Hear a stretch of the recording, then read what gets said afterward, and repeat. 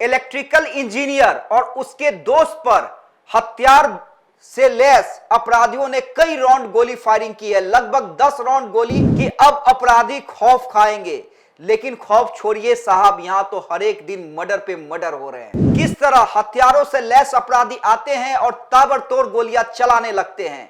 बात यह है कि अपराधियों में खौफ क्यों पैदा नहीं हो रहा है, बंदूकें हथियार कहां से उपलब्ध हो रहे हैं, क्योंकि बिहार के माननीय डीजीपी साहब ने तो मीडिया पर प्रतिबंध लगा दिया है, अधिकृत कर दिया है प्रवक्ता को। लेकिन ये हत्याएं कैसे रुकेंगी, ये तो तय कर दीजिए डीजीपी महोदय। आखिर डर कहां है, अपराधियों में डर कहां है, जो डर 2005 और 10 में हुआ करता था। यादव ये कहते हैं कि अब महाजंगल राज है, तो गलत क्या कहते हैं।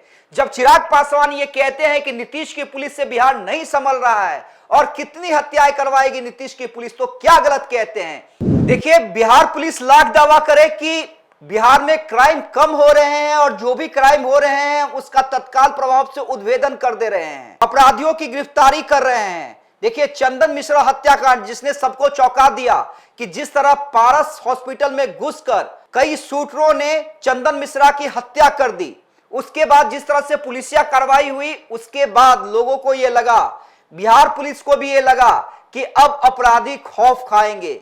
लेकिन खौफ छोड़िए साहब, यहां तो हर एक दिन मर्डर पे मर्डर हो रहे हैं।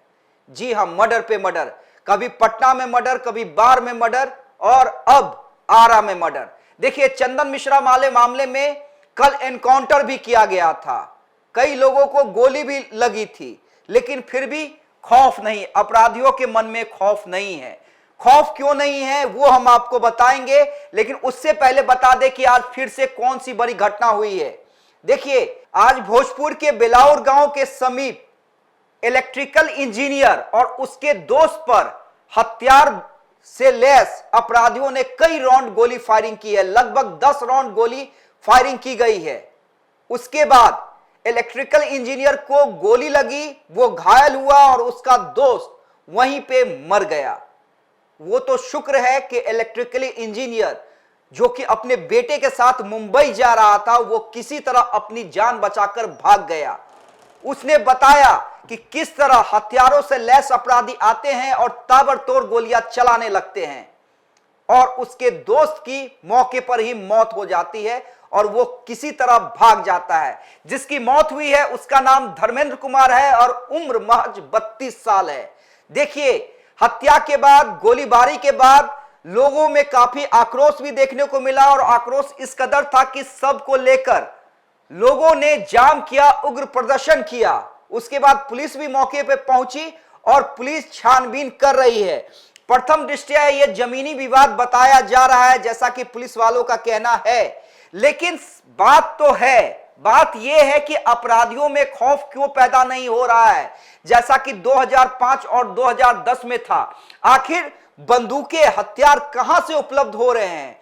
अगर बिहार सरकार और बिहार पुलिस ये दावा कर रही है कि संगठित अपराध नहीं हो रहे हैं, तो क्या मर्डर क्राइम नहीं है। आखिर हथियार उपलब्ध हो कहां से रहे हैं, एक बड़ा सवाल है। लेकिन यह सवाल पूछेगा कौन, क्योंकि बिहार के माननीय डीजीपी साहब ने तो मीडिया पर प्रतिबंध लगा दिया है, अधिकृत कर दिया है प्रवक्ता को कि यही बोलेंगे, उसके अलावा पुलिस विभाग में कोई नहीं बोल सकता, मीडिया को बयान नहीं दे सकता। और मीडिया अगर सूत्रों के हवाले से खबर चलाएगी तो एसएसपी साहब कहेंगे कि आप अपुष्ट खबर चलाते हैं, आप पे कार्रवाई की जाएगी। तो मीडिया की बात छोड़िए, मीडिया करे क्या ना करे, लेकिन ये हत्याएं कैसे रुकेंगी, ये तो तय कर दीजिए डीजीपी महोदय कि बिहार में हत्याओं का दौर खत्म हो।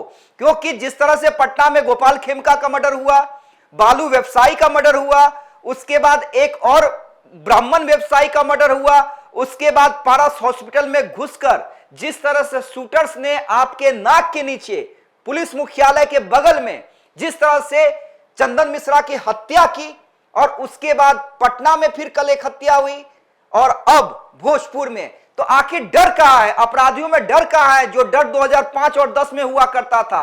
आखिर स्पिरिट ट्रायल क्यों नहीं हो रहा है, आखिर जो अपराधी हैं उन्हें गिरफ्तार क्यों नहीं किया जा रहा है, उनकी जमानत क्यों कैंसिल नहीं करवाई जा रही है जो जमानत पे हैं।